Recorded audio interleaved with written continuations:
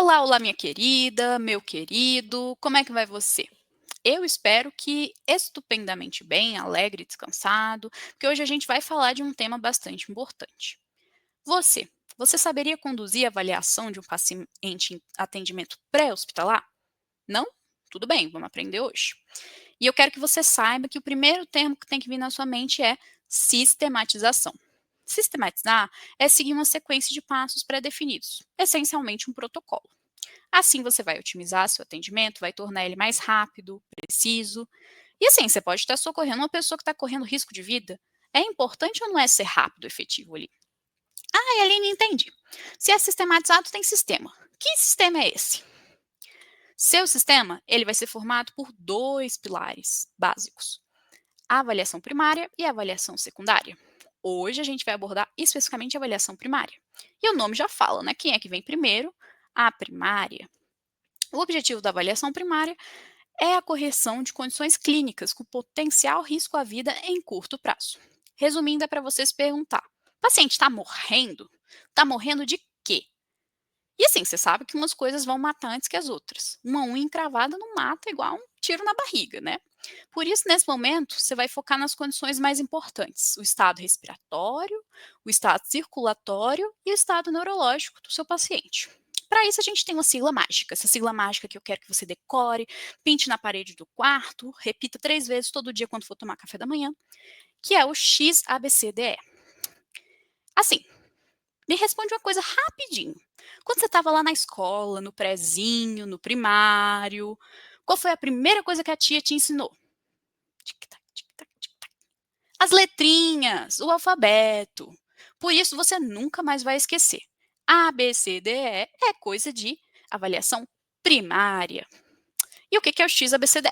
Vamos exercitar aqui o inglês. Me perdoem pelos erros, mas vamos lá. X de exsanguination, exsanguinação. A de airway, vias aéreas. B de breathing, respiração, ventilação. C de circulation, circulação. D de disability, déficit, referente ao estado neurológico. E E de exposition, exposição ao ambiente. Nossa, Aline, quanta coisa, meu paciente não estava morrendo, e aí eu vou fazer o quê? Tudo isso. É assim, né? Poderia, mas eu vou te apresentar um atalho bem bobinho. Você vai, todo bonitão, todo bonitona, chegar no paciente, se apresentar: oi, eu sou fulano, o que te aconteceu? Ai, só isso, só isso. Se, pensa aqui comigo, se ele consegue te entender, te dar uma resposta que faça sentido, é porque, a via aérea está livre, porque uma pessoa sufocando não consegue falar. E nisso já foi A, já foi B. 2, o nível de consciência não está diminuído assim, que ele não sangrou tanto, nem teve um trauma ali da cabeça que deixou ele lerdão. Então já foi C, já foi D. 10 segundos e você matou pelo menos o ABCD.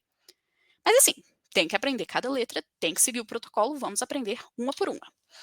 X de exsanguinação.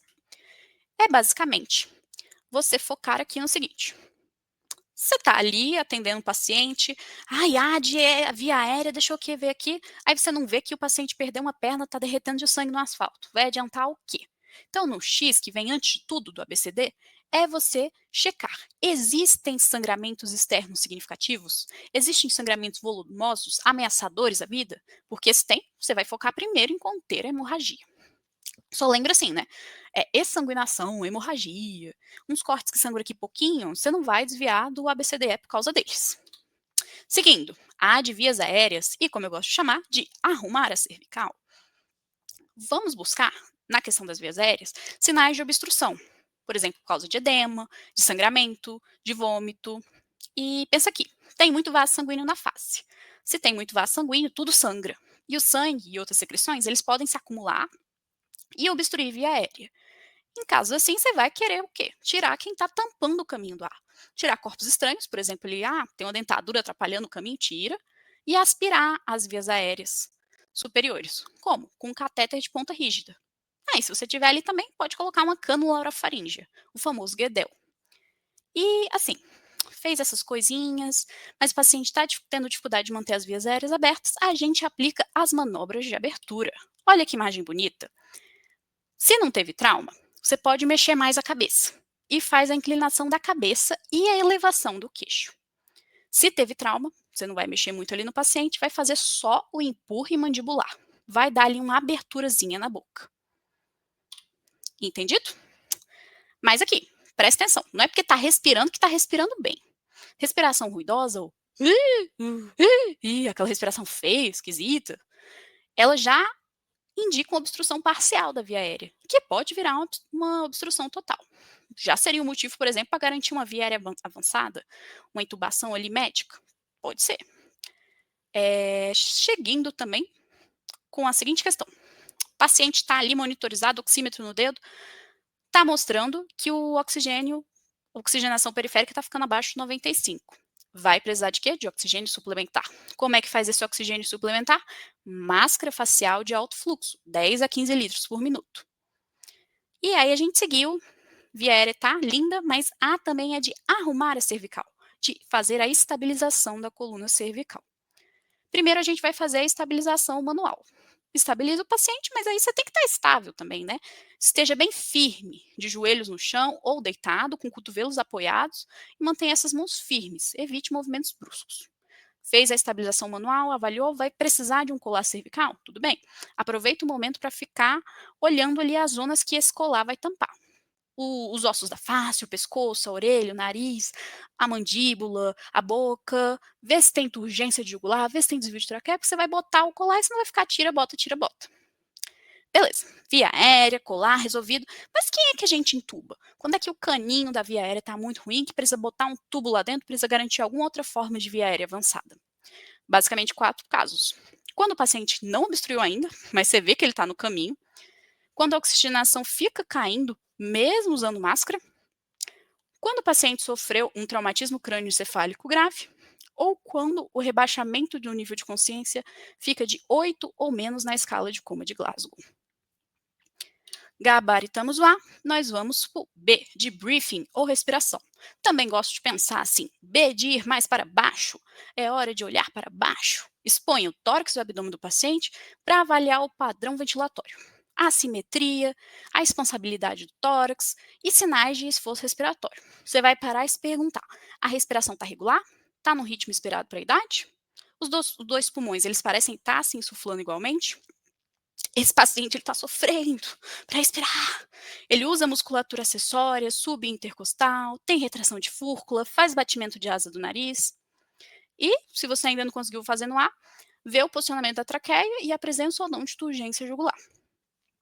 Você vai avaliar também se esse paciente, por meio da oximetria, está com oxigenação ali muito baixa, menos de 95, você lembra, né? Faz máscara.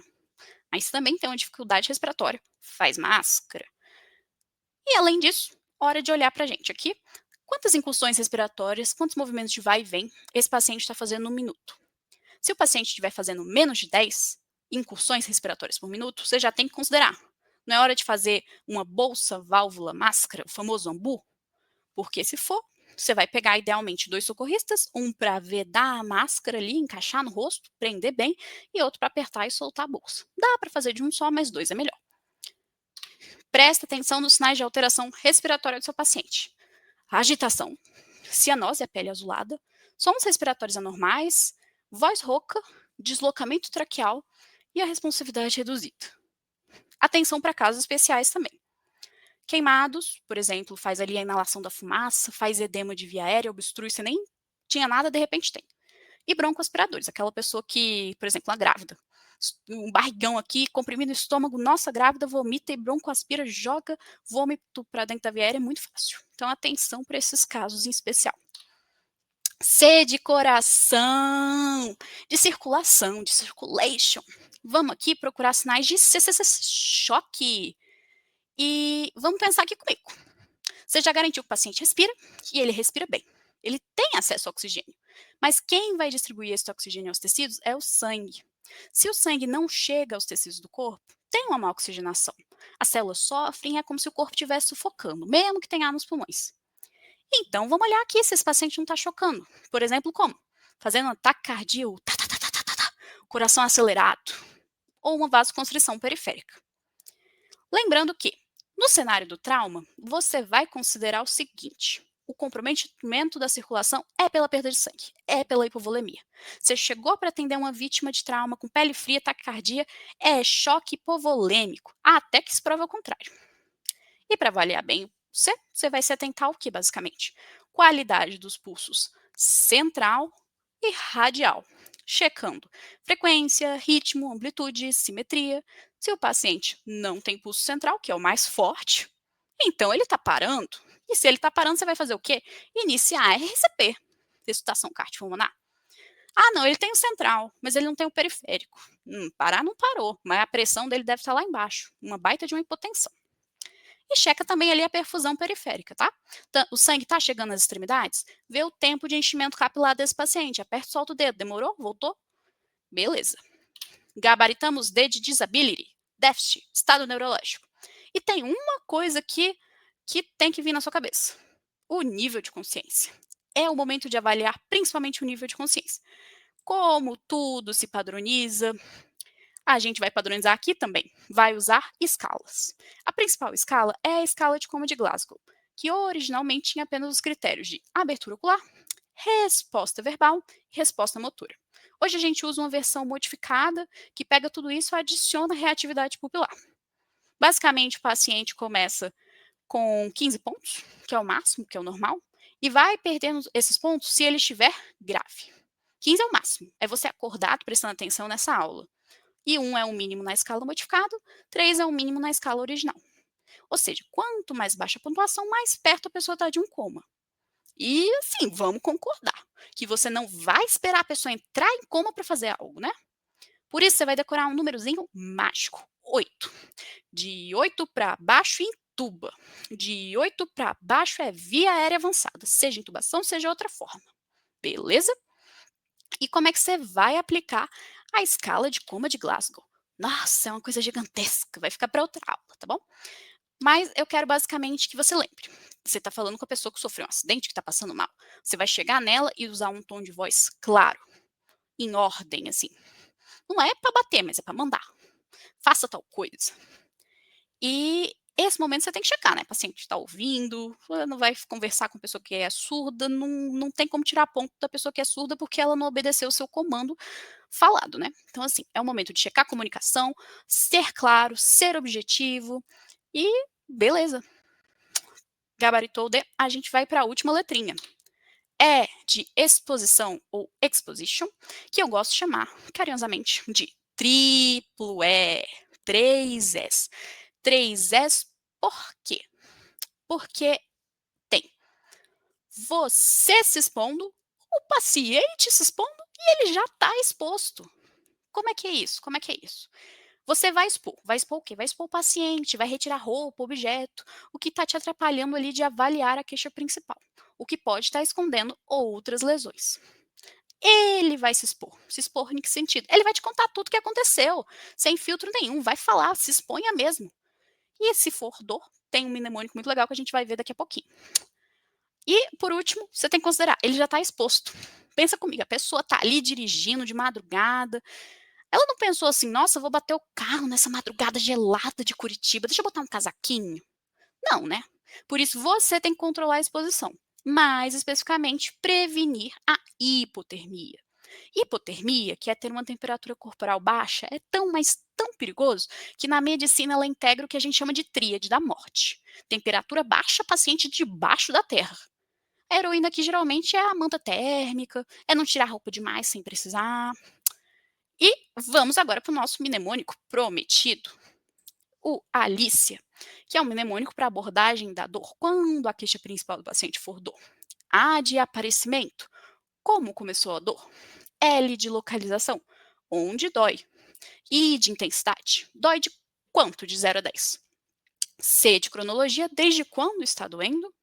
I de incremento, tem algo que incrementa, que piora essa dor. E A de alívio, tem algo que alivia a dor. Beleza, você passou pelo ABCDE lindamente orgulhoso. Tudo isso para quê? Tudo isso para ver se esse paciente é crítico, se esse paciente precisa ou não ser transportado imediatamente e como.